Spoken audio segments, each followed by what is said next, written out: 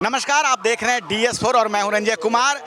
बीते दिनों अमित शाह एक पुस्तक विमोचन में पहुंचे हुए थे दिल्ली में। 19 जून का मामला है और उस पुस्तक विमोचन के दौरान उन्होंने कहा कि जो भी इंग्लिश बोल रहे हैं उनको एक दिन अब शर्म आएगी। इस बात को लेकर अब जो है कई लोग इस पे आपत्ति दर्ज करा रहे हैं। हमारे साथ हैं वायरल मैन शर्मा जी। शर्मा जी, क्या कहना चाहेंगे? बीजेपी के नेता अमित शाह हैं और उन्होंने ये बयान दिया है कि जो भी इंग्लिश बोल रहे हैं उनको कुछ दिन में शर्म आएगी। आप क्या कहना चाहेंगे? बिल्कुल सही कह रहे हैं। वो शर्म तो आ चुकी ना। उससे पहले प्रधानमंत्री मोदी जी को अभी यहाँ G7 के दौरान गए थे, वहाँ पे जाके उन्होंने उनके वहाँ पे कहाँ के थे वो एक विदेशी, मुझे फिर नाम थोड़ा ध्यान से उतर रहा है, उन्होंने फ्रांस के जो फ्रांस के राष्ट्रपति ने पूछा था व्हेन डिड यू अराइव, आप कब आए हैं? उन्हें समझ ही नहीं आया।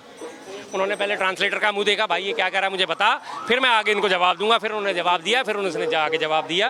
तो वो वीडियो बहुत वायरल हुई है, तो उससे पता चल गया कि हमारे प्रधानमंत्री कितने पढ़े लिखे हैं। इससे पहले भी एक बार अपना मजाक उड़वा चुके हैं। जब जो बिडेन जी हैं, उन्होंने इंग्लिश में उनसे कहा था कि अगर आप शराब नहीं पीते तो आपको पता होना चाहिए आपका गिलास के साथ में होना चाहिए। उन्हें कुछ नहीं समझ आया, बस हंसते रहे वो गिलास हाथ में लेके। तो उसके लिए भी प्रचारित करा दिया मोदी जी कौन सा शराब पीते हैं, जो उन्हें पता होगा या ऐसा होगा या वैसा हो। लेकिन भाई साहब, जब आप इंटरनेशनल लेवल पर जा रहे हैं तो ये प्रोटोकॉल, ये सामान्य से छोटी छोटी चीज़ें, सामान्य शिष्टाचार, ये पता होना आपको जरूरी है।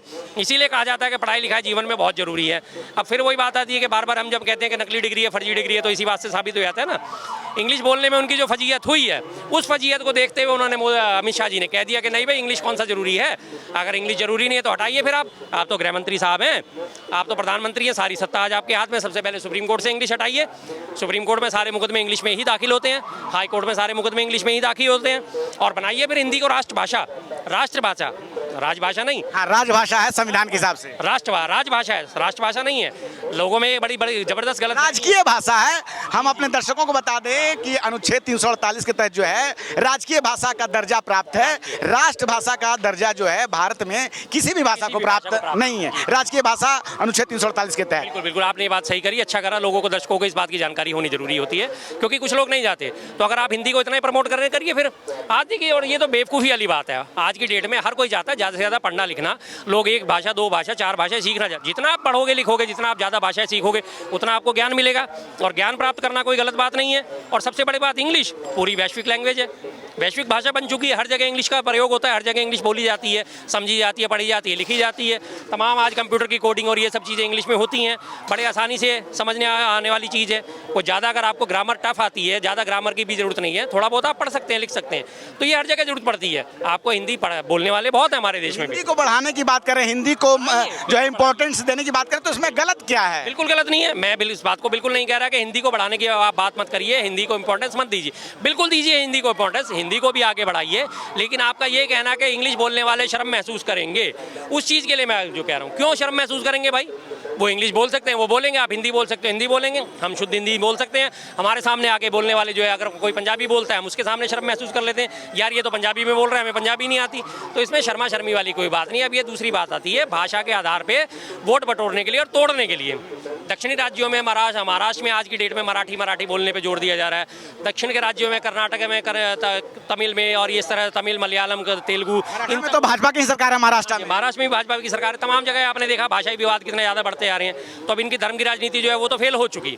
अब ये धर्म की छोड़ के जाति की राजनीति पे आ गए, जाति का जनगणना कराने के लिए। अब उसके बाद ये भाषा के ऊपर आ गए हैं कि हम तो अपनी भाषा जो है, भाई दक्षिण के राज्य अगर हिंदी नहीं सीखना चाहते, मत सीखने दीजिए ना। जिसकी अपनी इच्छा होगी वो सीखेगा, जिसकी इच्छा नहीं है मुझे नहीं सीखेगा।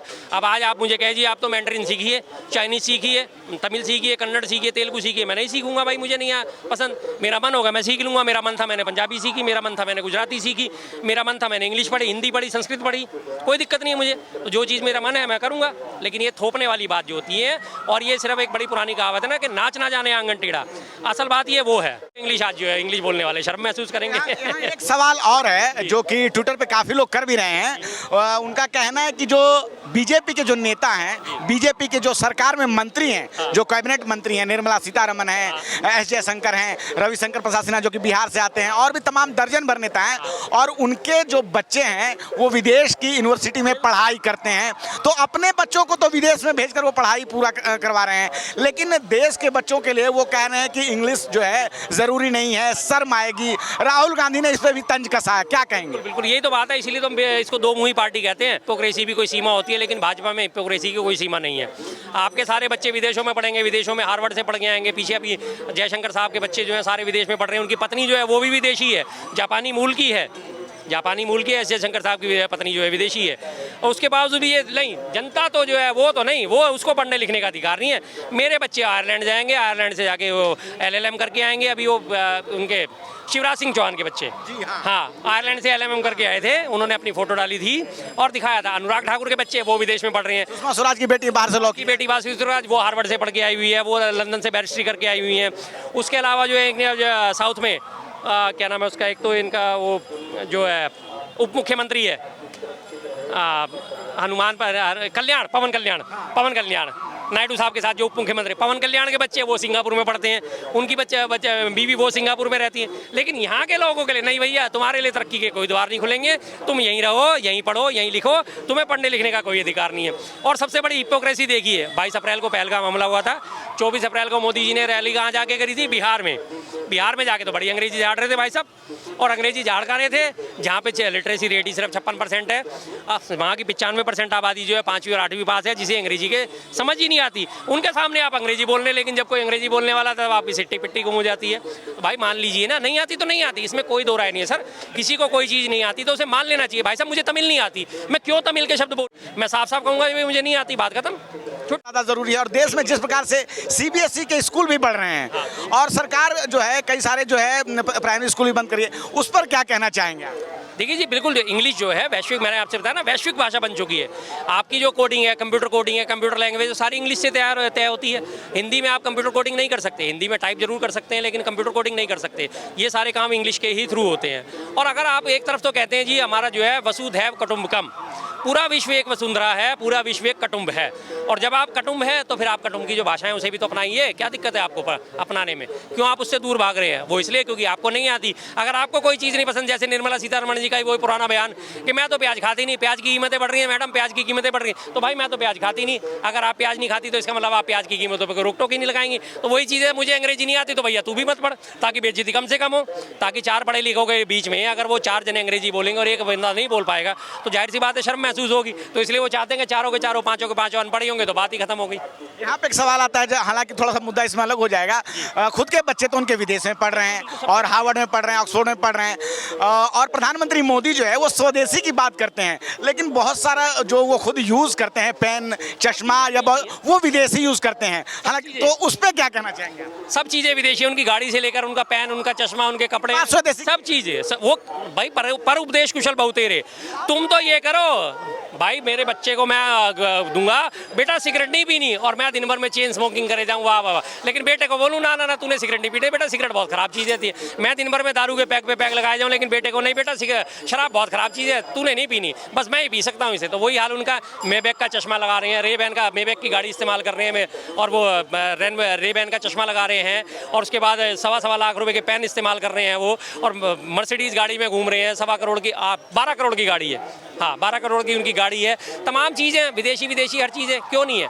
विदेश जाते हैं तो विदेश जाके वो बात नहीं करने की कोशिश करते विदेशी भाषा में, लेकिन ये सिर्फ उपदेश कुशल बहुतेरे, जनता को इन्हीं चीज़ों में उलझाए रखो और अपना काम चलाए रखो। साउथ इंडिया के स्टेट कह रहे हैं कि ये कहीं ना कहीं हिंदी को थोपने का काम कर रहे हैं, ऐसा ही उन्होंने एजुकेशन पॉलिसी में भी किया है। बिल्कुल, ये चीज़ ये पॉलिसी में गलत है। देखिए हमारा देश विविधताओं से भरा पड़ा है, इतने सारे राज्य हैं हमारे, इतने सारे केंद्र शासित प्रदेश है, सब जगह जो है भाषा अलग है, बोली अलग है, लोगों का रहन सहन अलग है, तो जो जैसे रहना चाहता है उसे वैसे रहने दीजिए। हमारे इस मामले तो पूरे विश्व में हमारी तरक्की बात करी जाती है कि अनेकता में एकता अगर देखनी है तो आप भारत जाइए, आपको हर चीज़ मिलेगी। पहाड़ आपको मिलेंगे, मरुस्थल भी आपको मिलेगा, जंगल आपको मिलेंगे तो झरने भी आपको मिलेंगे, गर्मी भी आपको मिलेगी -50 डिग्री की तो +50 डिग्री का टेम्परेचर भी आपको भारत में मिलेगा, हर चीज़ मौजूद है। एकदम गोरे चिट्टे लोग भी आपको भारत में मिलेंगे, तो एकदम भाई बुरा ना माने लोग, एकदम सांवले लोग और जो है डार्क रंग वाले लोग भी आपको मिलेंगे, हर रंग के लोग, छोटे छोटे लोग भी मिलेंगे, 5-5 फुट के कद वाले और 6.5 फुट के कद वाले लोग भी मिलेंगे। कितनी विविधता है हमारे देश में, इसीलिए हमारे देश को पसंद करा जाता है। पूरा विश्व यहाँ से दर्शन करने आता है, छुट्टियों में अपनी छुट्टियाँ बिताने भारत आता है, तमाम देश घूमता है, तमाम देश के कहीं जाके हर जगह का वो स्वाद लेता है। इतना ज़्यादा खान पान हमारे देश में जितना है पूरे विश्व में अकेले में नहीं है कहीं। जितनी डिशेज हमारे यहाँ मिल जाती हैं, हर जगह का खाना अलग है, दिल्ली का अलग, मद्रास का अलग, चेन्नई का, सब जगह का से भरा हुआ से भरा देश है। तो यही तो हमारी खूबसूरती है। तो उस विविधता को जारी रहने दीजिए ना, क्यों किसी के ऊपर कोई भी चीज़ थोप रहे हैं। जिसको जो पसंद है वो उसमें आगे बढ़ेगा। ANI ने तो आज आतंक ये मचा रखा है। अगर ANI के पास कोई वीडियो के अधिकार है और आपने कहीं उसे यूट्यूब पे डाल दिया, किसी पे डाल दिया, आपके पास 4 से 5 महीने इंतजार करने के बाद सीधा लाख रुपए का कॉपीराइट का नोटिस भेज देते हैं। 40 लाख वाले 40 लाख रुपए के नोटिस भेजे हुए कॉपीराइट एक्ट के।